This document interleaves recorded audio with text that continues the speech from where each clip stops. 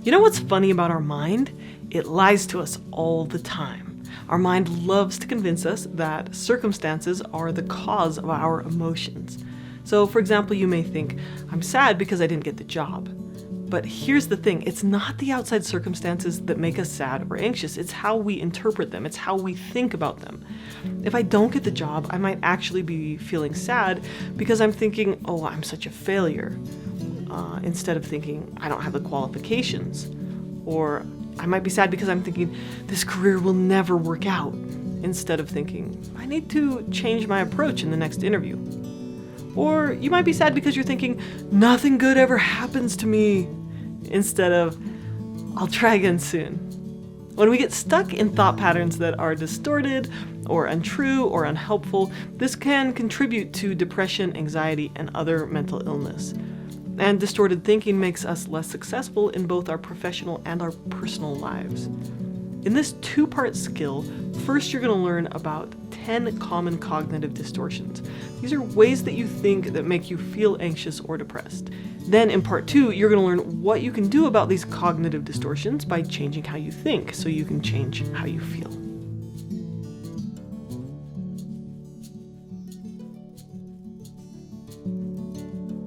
Do you feel like you're never good enough? Or do you put other people's needs before your own to the point of getting burned out? Do you change the way you act or talk or look to please others, but at the expense of your own happiness? If this sounds like you may be a perfectionist or people pleaser. Perfectionism and people pleasing can fuel a host of issues like depression, anxiety, eating disorders, body image issues, low self-esteem, and relationship issues. But you can learn practical skills to change how you think and break these habits. In the online course, Overcoming Perfectionism and People-Pleasing, I've teamed up with Dr. Carly LeBaron, who has 13 years of experience helping clients who struggle with these issues. In her course, there are 5 hours of instruction on overcoming perfectionism and people-pleasing. She'll teach you how to let go of being everything for everyone else and how to be more real and happy. You can really get back to your authentic self, so go ahead and start learning today. Check out the link in the description to learn more. Cognitive distortions are ways that our mind convinces us of something that isn't actually true, but it feels true. Your thoughts twist reality and you start to feel like you're bad or broken or deficient. Or you begin to see the world as dangerous or threatening or cruel. But here's the thing with cognitive distortions. You don't realize you're doing it. You think that the way you see things is reality. It feels true. When you think or when you talk through the lens of a cognitive distortion, you sound rational and accurate to yourself. And it's habitual. You've been thinking this way for so long that it just feels normal and natural to think this way. So is there anything you can do about this? You can change how you feel by changing how you think, but the first step is to learn what cognitive distortions are and to notice that you're using them. When you can identify cognitive distortions, you can also gain power over them. So understanding cognitive distortions is the foundation of cognitive behavioral therapy. This is one of the most common and very effective treatments for depression, anxiety, and other mental illnesses. Now, during this episode, I'm going to use the fictional character of James to explain how cognitive distortions work. James is based on a couple of real clients, but all mishmashed together. So for this example, he's a manager at a restaurant, but he would really rather be a pilot. He's in his mid-20s, he's single, he wishes he was married. He grew up in an abusive home, and his father and his stepfather are in prison. So now he's on his own, and he's trying to figure out how to live a good life. Okay, so using that example, let's talk about the first cognitive distortion. Number 1 is all or nothing thinking. All or nothing thinking is when you think, if I can't do it all perfectly, or if I can't fix it all at once, I might as well not even bother. You think that you're either perfect or you're a failure. And this is common, especially with performance. So you may say something like, I'm failing math, when you're getting a C. Or you think that if you can't do it perfectly, why try? Right? It looks like if I ate one cookie, then I've already failed at my diet, so I might as well eat the entire box. With James, for example, he knows that he should save money, but he's in so much debt that it seems pointless to try to get out. He would say things like, oh, I'm in too deep, so I might as well buy this fancy watch or the next big video game. Thinking this way usually makes you feel hopeless, depressed, and justified in giving up. Okay, number 2, overgeneralizing. If you overgeneralize, you take one bad thing and you assume that everything will be awful after that.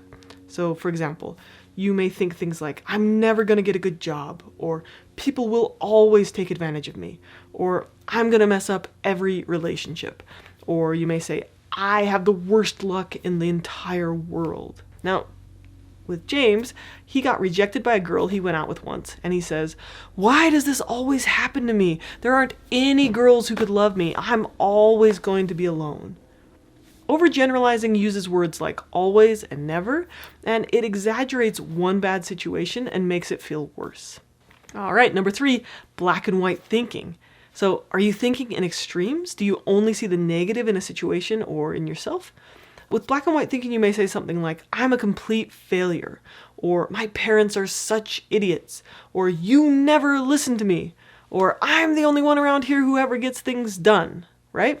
You can catch yourself doing this when you use extreme wording like always, never, completely, terrible, etc. If you're using words like that, you are speaking in black and white. Now, James works at a fast food restaurant, right? James thinks, my boss is the biggest jerk ever. She is so mean to me. She doesn't even know how to make the food. I hate her and I hate my job. It's the worst job ever in the whole country. And this makes him feel angry, mistreated, discouraged, and victimized. Okay, number 4 is mind reading. Mind reading is assuming that people don't like you or assuming that you know how they feel about you. You might say things like, nobody likes me, everyone is judging me, my boss must think I'm incompetent. In session, James would sometimes say to me, you must think I'm a terrible person. Mind reading makes you feel insecure, anxious, fearful, and sometimes angry, vindictive, or upset. But it's not really based on reason. Okay, number 5 is catastrophizing. Catastrophizing is all about assuming that your fears and your worries must be true. You believe the worst case scenario in your head is the most likely outcome. It's what if thinking. It's imagining catastrophes. It sounds like this is never going to work. I'm going to fail and make a complete fool of myself. It sounds like, oh, she's late, it's raining, she must have crashed her car and she's upside down in a ditch. And with catastrophizing, you assume that your prediction is fact. James would say things like, I'm never going to be successful. I'm going to be stuck working fast food for the rest of my life. Now, just to be clear, these are his words, not mine. There is nothing wrong with honest labor. I worked 4 years in a fast food company. I worked in a treadmill factory. I've worked manual labor for a good 10 years. There's nothing wrong with it. And also, remember, James, he's in his early 20s, and in a matter of a couple of years, he could get a new job training, a new career, and he could change his entire future. But catastrophizing made him feel like everything was hopeless. Catastrophizing makes you feel fearful, anxious, hopeless, and it prevents real helpful action.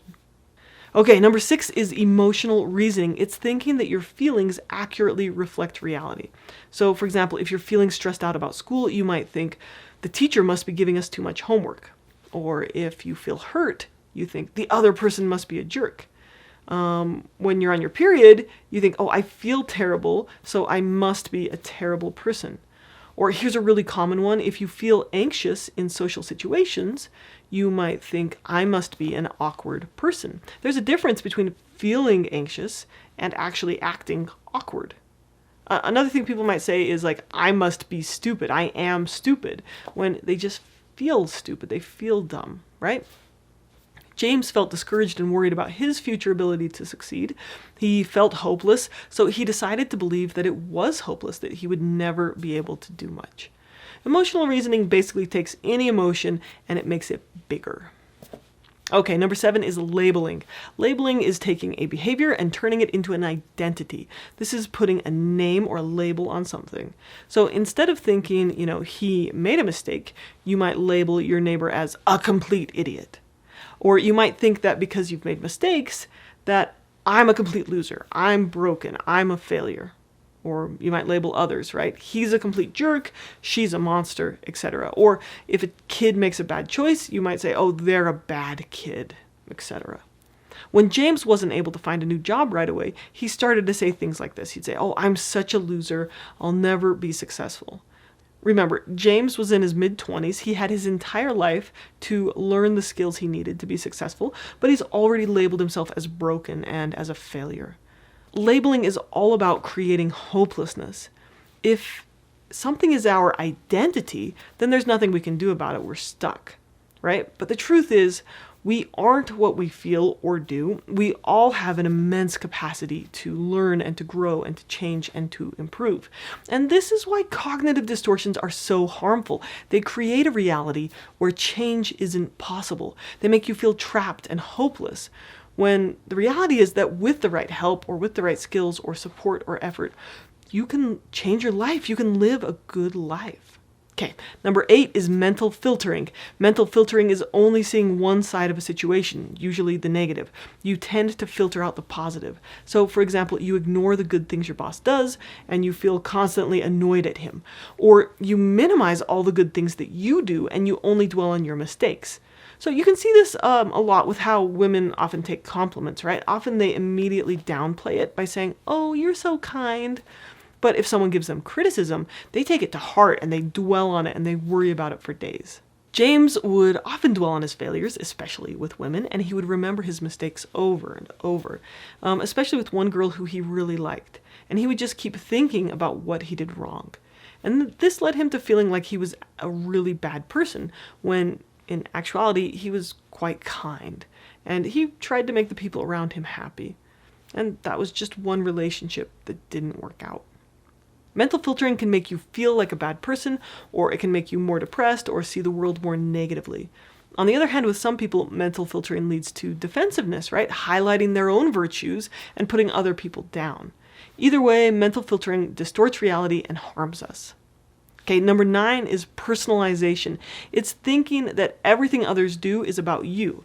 So you think that if anything bad happens, it's your fault, or if someone's upset, it's because of you, right? You blame yourself for circumstances that are beyond your control. This is taking things personally, right? You incorrectly might assume that you've been intentionally excluded or targeted. So, for example, a mom might think, "Oh, if my son misbehaves, it must be because I'm a bad mother." Or when you take things personally, you think, "Oh, if my boss yells at me, it must be because I'm messing up." Or if the cashier is rude to me, they must not be respecting me. When in reality, your boss might be yelling because they have poor management skills. Or maybe the cashier's dog died that day, right? We don't really know why people are acting the way they do. But it's false to assume that everything they do is about us. This is a true story about one of my clients who I based this mishmashed James off of. So one of my clients said this: when he worked at the register taking orders, when people came in and said, "I need 3 cheeseburgers, 3 fries, 3 drinks," anytime they started off with the words "I need," he felt like they were being rude. He would think in his head, "You don't need cheeseburgers, you want cheeseburgers." And so this made him mad every time they did it, which was like, of course, dozens of times a day, right? Or if a customer came in and treated him badly, he would take it personally. He would think, "What did I ever do to you?" Sometimes it made him mad, sometimes it made him discouraged, but he had a hard time seeing that sometimes, customers are usually just dealing with their own stuff, their own stress, and it wasn't about him. Taking things personally makes you feel guilty, overwhelmed, out of control, burdened, helpless, and it can lead to depression and anxiety. Number 10, unreal ideal. This is the plague of social media. We look at others and we compare ourselves unfairly. So comparisons to others will always let you down. The unreal ideal sounds like, "Susan seems to handle this job just fine. How come I'm struggling?" Or, "Bob seems to have it all put together. He's got a perfect job, perfect wife. I'm such a loser." James would compare himself to all his old high school friends, especially the ones that he saw on social media. He would tell me things like, "They were all married." He would say, "They all graduated college. They all served missions for their church. They all had great jobs." In his distorted thinking, their lives were perfect and his life was the only mess. Comparing ourselves to others usually leaves us feeling like we're never good enough, like we're an imposter. We may feel shame or discouragement, we may feel broken, or like we have to constantly compete to be good enough. So there you go. Those are 10 common cognitive distortions. Did you recognize any of them in your own life? In the next section, we're going to learn how to challenge cognitive distortions. But the first step is learning to notice when you do it. When you learn to notice how you think, then you can change it. And it can be really hard to notice your own cognitive distortions. So I encourage you to get another's perspective. Use the chart in my course to ask a close friend, family member, or therapist to tell you which of these cognitive distortions you commonly use. When you feel upset, check yourself for distortions. Catch yourself when you say words like always or never, or when you're making assumptions. Identify it and say to yourself, that's black and white thinking, or that's mind reading. In the next episode, we're going to work on the next steps, which are, explore, challenge the thought, and then choose which thought's going to be most helpful for you. When it comes to challenging distorted thinking, basically it comes down to this. Don't believe everything you think. Challenge your thoughts, look for exceptions or evidence to the contrary. Now, this is going to require you to be a little vulnerable, but it will also open you up to joy. When you learn to change the way you think, you can change how you feel. You can fight depression and anxiety, and you can live a happier life. This video is one skill from my 30-skill course, How to Process Your Emotions, where I teach 30 of the most essential skills for resolving depression, anxiety, and improving mental health. Emotion processing is an essential skill for working through intense emotions, but most people have never been taught how to do it. I'm putting every single main video lesson on YouTube for the world to access for free. You watching these videos, sharing them, contributing to my Patreon, and my sponsors make this possible.